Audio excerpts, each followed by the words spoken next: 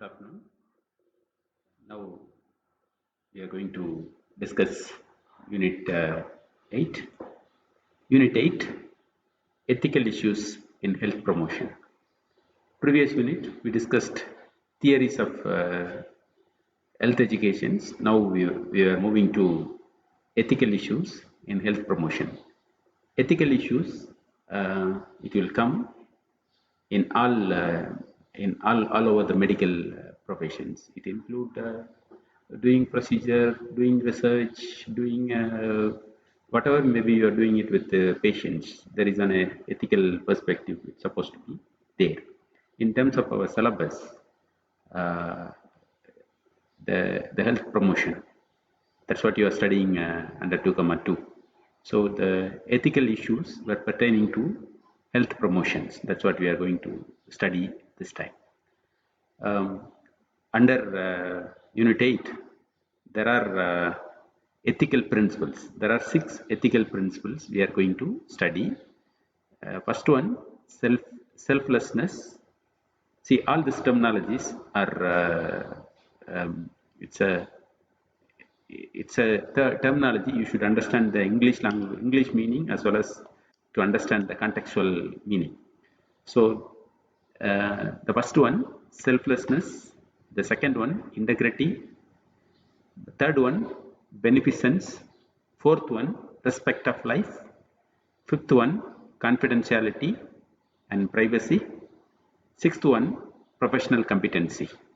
So this 6 ethical principles we are going to study in detail. Before going to study these ethical principles in detail, we are going to understand the context of ethical issues in health promotion. For this unit, I am setting an objective. End of this unit, my students, they are supposed to define the meaning of ethics. What is ethics? You can able to define the meaning of ethics, then understand ethical issues in health promotion. So how the ethical issues were played important role in health promotion activity, and also you can able to list out ethical issues in health promotions. You can understand the context as well as to list out the ethical issues you supposed to encounter when you are doing ethical health promotion activity. Then you can able to gain knowledge about, you can able to gain practical knowledge about ethical issues in health promotions. Because this most of the time the ethical decision making, that's the one finally going to play major role. So gain knowledge about gain practical knowledge about ethical issues. It's one of the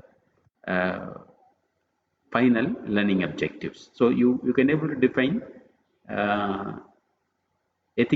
meaning of ethics, understanding ethical issues in health promotions, able to list out ethical issues, then gaining practical knowledge on ethical issues in health promotion. These are all the minimum learning objectives I set for this learning session.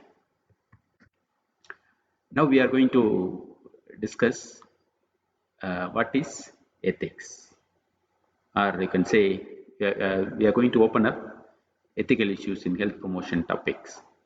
The ethics, the word ethics derived from Greek word ethos, or you can say in English meaning of ethos, it's behavior. So ethics, it's derived from the word ethics derived from Greek word ethos or behavior, is concerned with the questions. The meaning of ethics, ethos or behavior, is concerned with the questions about right versus wrong. It's a stage between right versus deciding right versus wrong, or you can say and what constitutes good or bad life, as well as to justificatory basis for such questions. See, these questions are verbatim questions. Which one is right, which one is wrong, which one is good life, which one is bad life. Deciding this good and bad, right and wrong, this kind of situations, this kind of situations were arising, you need to find a justifiable answers for finding answers. Uh, right and wrong, good and bad, you need to have a justificatory basis for these questions. So this situation in which value conflict will arise, or you can say the value conflict, ethical dilemma will arise. So, and the systematic analysis and resolution of this conflict is considered as a ethics. So, the from my understanding, from my what I'm saying, we encountered several times. This one is right, this one is wrong, this one is good life, this one is bad life. We are come to a conclusion about right or wrong, good and bad. So this conclusions we are arriving based on the justificatory basis of questions. So we ourselves justified the decision which you are taking. Sometimes you are taking this is right, this is wrong, based on your justificatory uh, questions, and that situations which makes value conflict. Sometimes, um, for example, someone is asking, basically, I'm a anti-globalization campaigner. Basically, I'm an anti-globalization campaigner, especially I worked continuously more than 8 years as a water privatization campaigner, against water privatization campaigner. It's a well-known subject to me, as well as the activist concerning about common water should be considered as a common property resources. If you are asked me to buy a water bottle from anywhere, it is it if I am going and buying a water bottle from a shop, that will make the ethical conflict on me. Basically, I'm an water privatization, against water privatization campaigner. If I am buying a water bottle from a shop, it will against my values. So whenever I am buying a water bottle in Africa, I face a lot of ethical dilemma on me, whether am I doing right thing or wrong. So that's why most of the time I'm carrying my own water from home instead of buying from the shops. So if I'm buying from the shop, then the dilemma happen within on me. So this kind of situations, value conflicts were happening when you are doing health promotions. When you are doing a health promotion, that time you are facing ethical challenges. So the ethical challenges are overcome, or you can do systematic analysis and resolution on conflict. Then you need to decide which one is right, which one is wrong. I hope I'm given a right meaning. This health promotion has three main ethical issues. When you are coming to health promotion, there are three main ethical issues you're supposed to face it. First one, what are the ultimate goal for public health practice? Certain activities you are doing. For example, you are sensitizing community on cholera issues. So what are the ultimate goal for your public health practice? So, for example, what good should be achieved through your sensitization program? What good you wanted to achieve from the community? See, it's just on a sensitization program. You are expecting a good result from your sensitization programs. What good you wanted to achieve? That's a big dilemma, big ethical questions. You need to answer it. Then second one, how should this good be distributed among the populations? How you are going to reach out through your good to all the populations. Then what third one, what means may be used in trying to achieve and distribute this good. This good. So what means may be used in trying to achieve and distribute this goods. These three questions were were mainly come out as an ethical issue when you are doing a health promotion activities.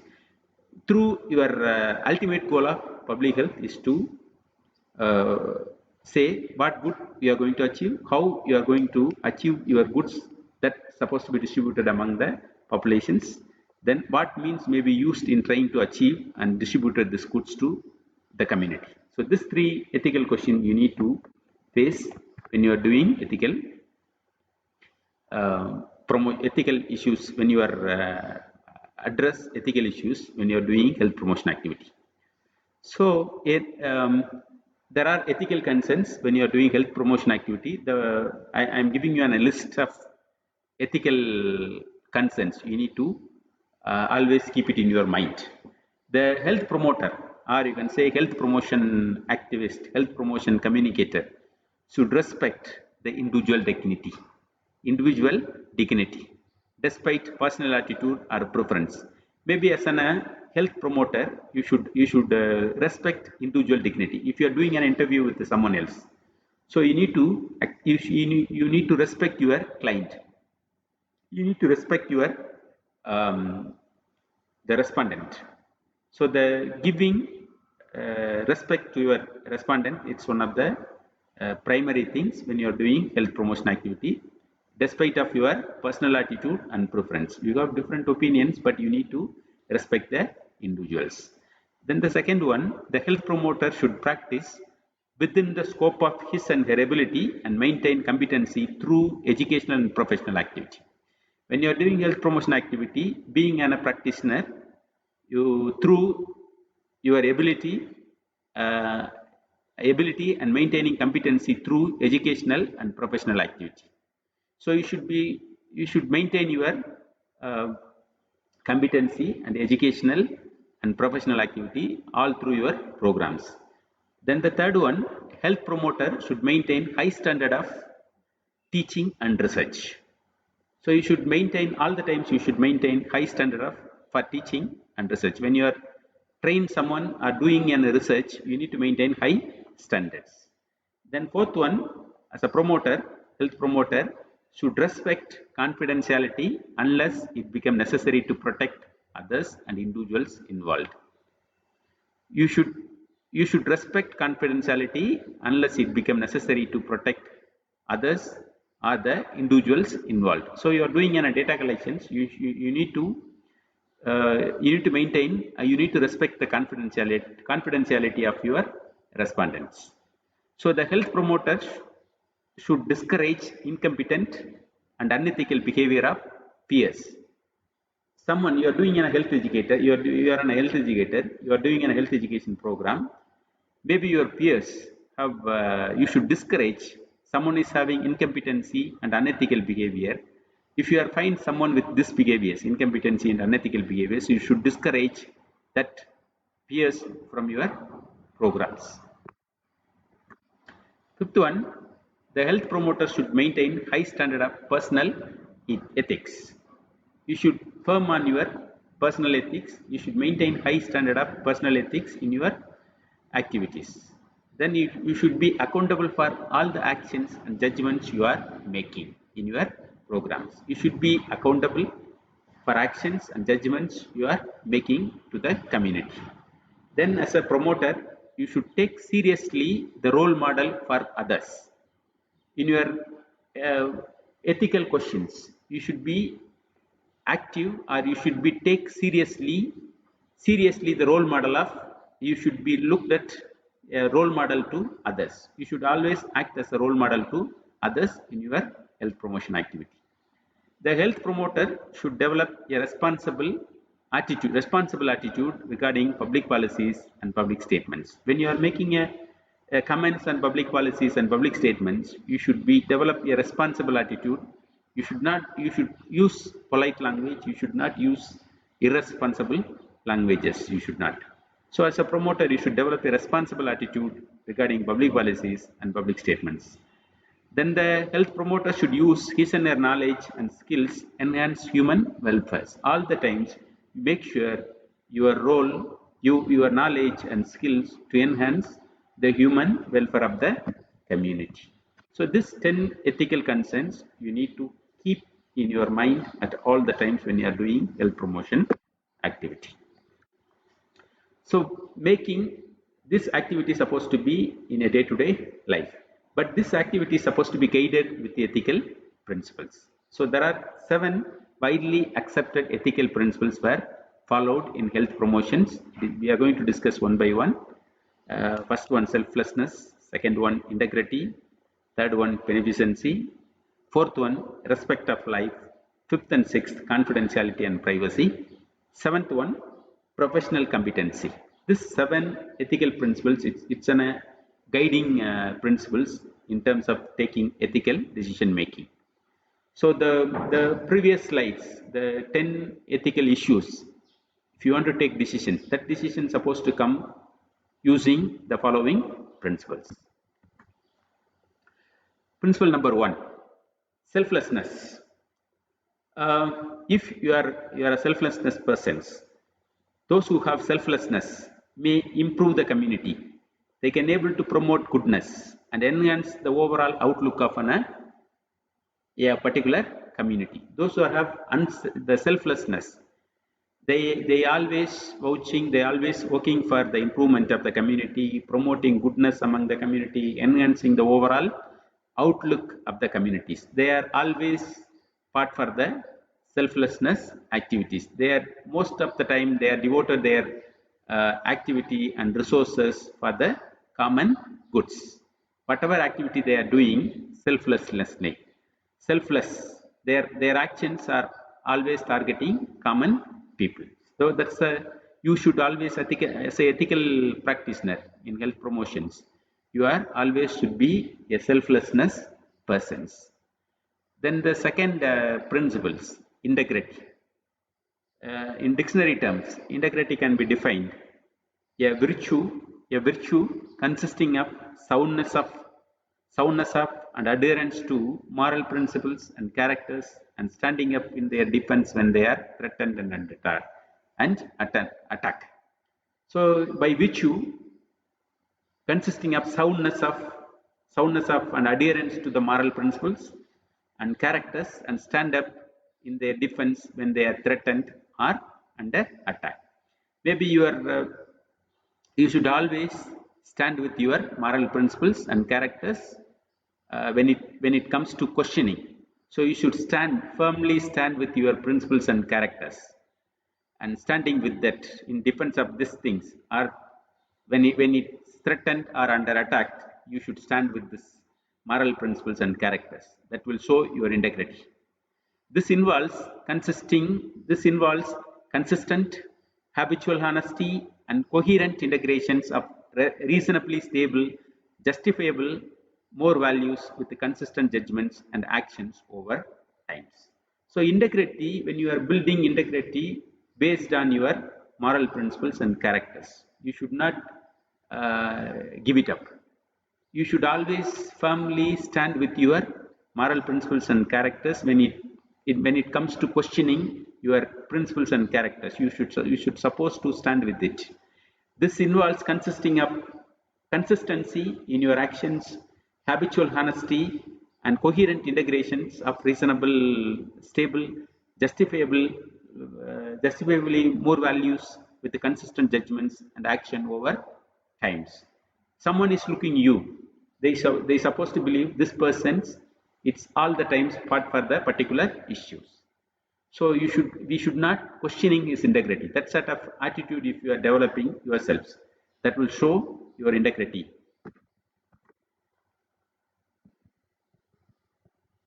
Then the third one, beneficency. Beneficency is doing good and right thing for the patients. Beneficency means when you are in a medical field, beneficency means is doing good and right things for your patients. The principles requiring that government, healthcare providers, and researchers do good for provide benefit to or making positive contribution to the welfare of the populations, patients, and study participants. Beneficency means always doing good and right things for the respondents.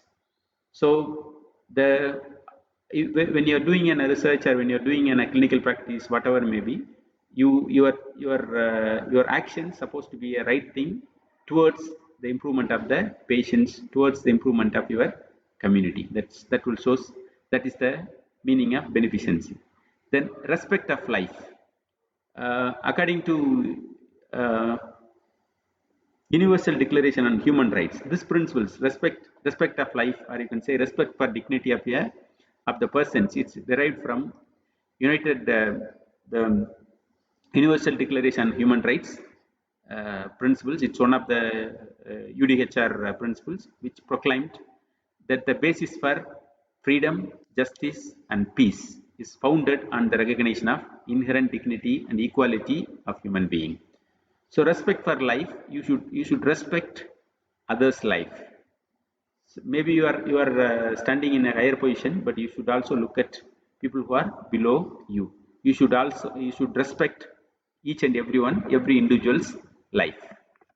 So the fifth and sixth one, confidentiality and privacy, both are synonymous.